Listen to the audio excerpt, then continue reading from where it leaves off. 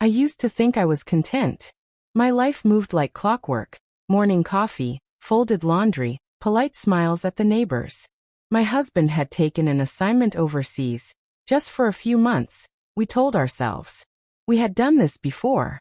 Long distance wasn't new to us. But this time the silence felt heavier. Days began blending into one another, each as still and predictable as the last. I'd wake up to a quiet house, sunlight pouring through the blinds like a soft reminder that I was alone. I would hum to myself while making breakfast, sometimes pretending someone was listening. I spoke to the plants, scrolled endlessly on my phone, and told myself that this phase would pass. But underneath, something felt unsettled, like I was living in grayscale, missing colors I couldn't name. Phone calls with my husband started feeling like chores. We said the right things. Asterisk, how was your day? Are you eating well? I miss you too. Asterisk, but there was a growing distance between what we said and what we meant. I couldn't blame him. He was tired, focused, and always kind. Still, I felt invisible in the pauses, like a familiar photograph on a desk he rarely looked at anymore. Daniel was a name I had known for years. He lived a few houses down, always polite, the kind of person you nod to on your morning walk. We never spoke much, just brief hellos and thank yous when he helped carry heavy groceries or held the gate open. One afternoon, he noticed I was struggling with a stubborn garden hose. He smiled, took it from my hands without asking, and fixed it with a few easy twists.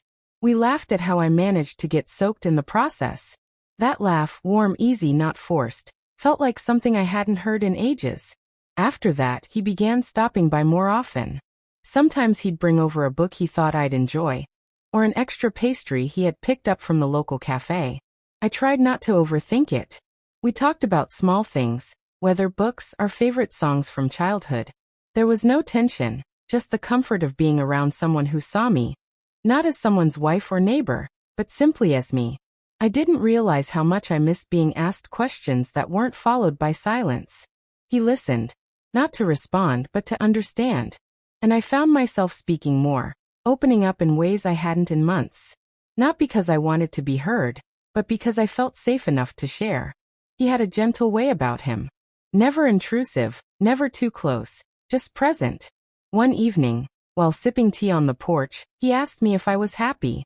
Not as a casual inquiry, but a genuine, still question. I froze.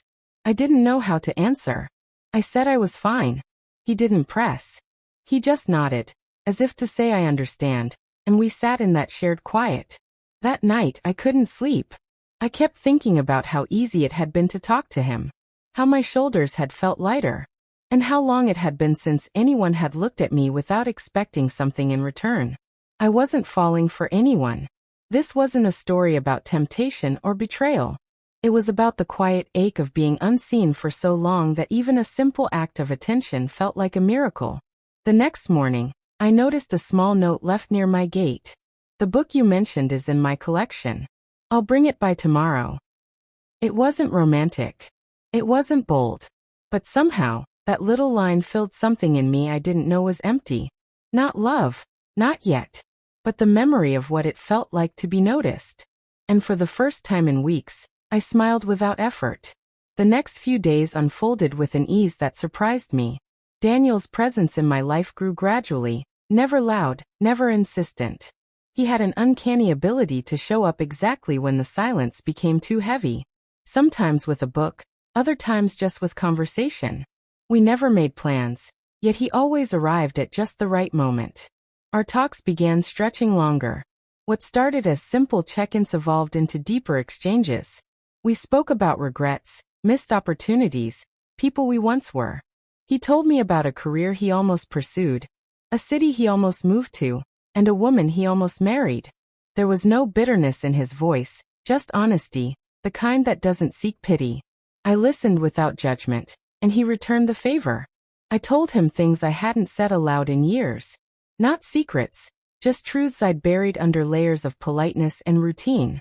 That sometimes I didn't know who I was outside of being someone's wife. That I missed being asked about my dreams. That I hadn't read a book just for pleasure in months. He didn't offer advice. He didn't interrupt. He just listened, as if my thoughts mattered. That alone felt like a gift.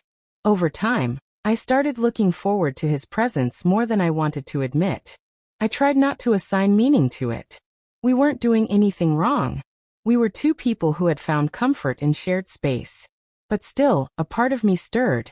Quietly, cautiously. It wasn't desire in the way the world defines it. It was recognition.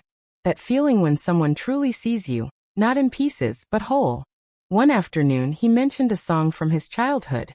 I recognized it immediately. It had been one of my favorites too. We laughed at the coincidence, and he played it from his phone. The melody filled the room, and carried with it something unspoken. I noticed the way his voice softened when he talked about his mother. How his eyes focused when I shared stories of my younger self. None of it was romantic in intent, but the connection was undeniable. At times, I found myself second-guessing everything. Was I imagining this closeness? Was I being unfaithful by letting someone else make me feel this way? But every time those thoughts surfaced, I reminded myself that I hadn't crossed any lines. I hadn't betrayed anyone. I had simply allowed another human being to remind me of my own depth. He never flirted. Never made a move. His presence was respectful, steady, and kind. That made it even more powerful. There was no chase, no hidden motive. Just genuine care. And yet every conversation, every shared moment felt wrapped in quiet intimacy. The kind that doesn't need to be named to be real. Once, as I handed him a book he had lent me, our fingers touched briefly. It was the smallest moment, almost nothing. But I felt something shift inside me. A softness. A spark. Not dangerous, but undeniable. He noticed too. I saw it in his eyes. A flicker of understanding, followed immediately by restraint. He stepped back gently, changed the subject, and the moment passed like a sigh. But it stayed with me. Not as guilt, but as truth. We were two souls navigating loneliness, not looking for love but stumbling upon something achingly close. There was nothing to confess, no shame to carry. Just the quiet knowledge that connection doesn't always arrive with fanfare. Sometimes, it walks in quietly, with a kind word and a gentle voice, and reminds you that you're still alive. I began noticing myself differently.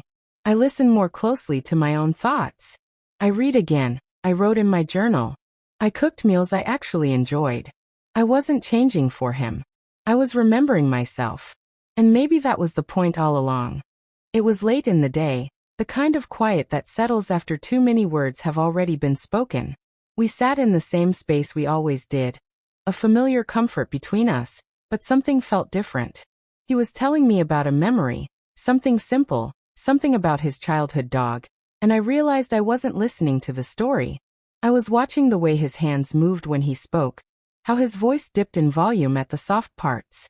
And it struck me how natural this all felt. How effortless.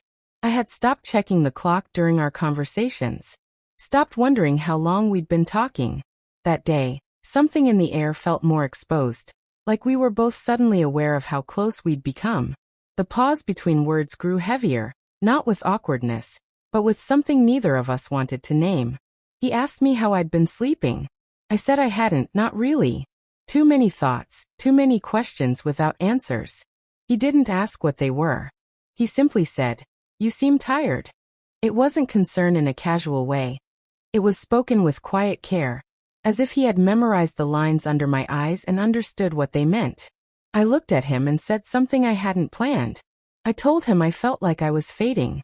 Not because of my husband or my marriage, but because I had stopped feeling connected to anything real. That I went through days like they were obligations, not experiences. That I didn't know how to fix it. I didn't cry, but my voice trembled at the edges. He didn't offer advice. He didn't try to fix me. He just reached out and placed his hand over mine. Not in hesitation, not in boldness, just presence. It was warm and steady. He didn't hold on. He didn't squeeze. He just stayed there, a silent assurance that I wasn't alone in whatever I was feeling. That moment didn't stretch into something more. He didn't lean in. I didn't pull away. But something in that single touch broke open a part of me I had kept sealed. I remembered what it felt like to be comforted without question, seen without conditions. It wasn't about romance. It was about being human. It was about someone noticing your quiet struggle, and choosing to meet it with stillness instead of solutions. After a while, he moved his hand back to his lap and changed the topic gently, as if he understood that the moment had done what it needed to do and didn't require more. We talked about a poem instead, then about music, then about nothing at all. But something had changed between us, and we both knew it. There was no guilt in what had happened. No shame. Just clarity. I realized I had been starving for emotional connection, not passion. I didn't want to be rescued. I just wanted to feel like I still existed beyond the roles I played. And somehow, in his quiet way, he had reminded me of that. When he stood to leave, he paused at the door, looked back with a softness in his eyes that didn't need to be translated. There were no promises, no confessions, just an unspoken respect for what we had both shared, and what we both understood had to remain unspoken. That night, I didn't replay the moment with regret. I didn't feel like I had crossed a line. Instead, I felt grounded, like I had finally heard myself speak after years of silence. The touch wasn't about romance or betrayal. It was about truth. A fleeting, fragile moment that reminded me I was still capable of feeling deeply, and that someone, even briefly, had reminded me of my own worth, without asking for anything in return. My husband returned on a Sunday afternoon. He smiled the same way he always did, bags in hand, stories ready to share. I welcomed him with warmth, not performance. I listened closely, not out of duty but choice. Nothing dramatic had changed in our home, but something within me had. I wasn't waiting for him to complete me anymore. I had rediscovered the parts of myself that had gone quiet over time. We talked more than usual in the days that followed. I told him honestly about the loneliness I had felt, not to blame, just to explain. He listened, maybe not with full understanding, but with willingness. For the first time in years, we had conversations that mattered. Not about bills or groceries, but about how we were doing as people, not just partners. I never told him about Daniel. Not because I was hiding anything, but because there was nothing to confess. What had passed between Daniel and me wasn't a secret. It was a shift. An internal awakening, not a scandal.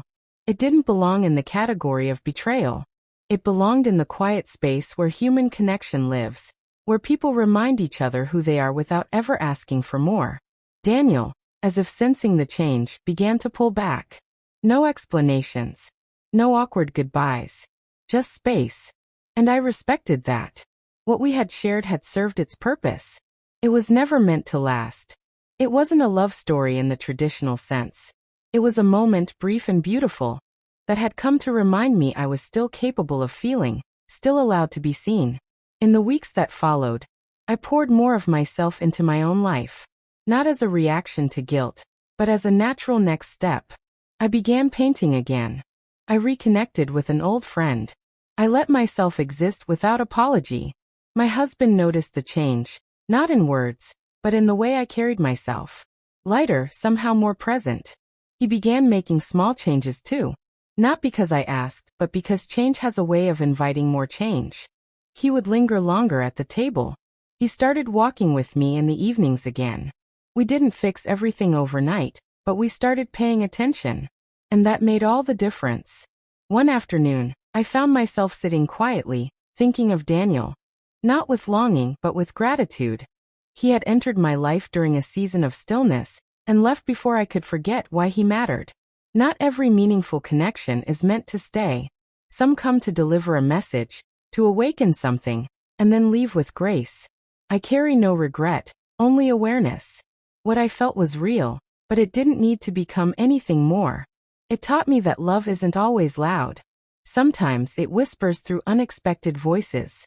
Sometimes it touches you gently, reminds you who you are, and disappears without breaking anything. The love I had with my husband wasn't perfect, but it was real. And now, it felt more grounded, more intentional. We had both changed, quietly and separately, and somehow found each other again in the middle.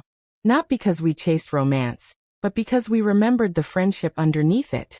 Sometimes love doesn't arrive like thunder. It doesn't demand or declare. It simply shows up, holds your gaze for a moment, and leaves you better than it found you. That's what this story was for me. Not a confession, not a complication, just a reminder that I'm still alive. That love in its purest form is less about possession and more about presence. And sometimes, the most romantic thing of all is someone seeing you when you've forgotten how to see yourself.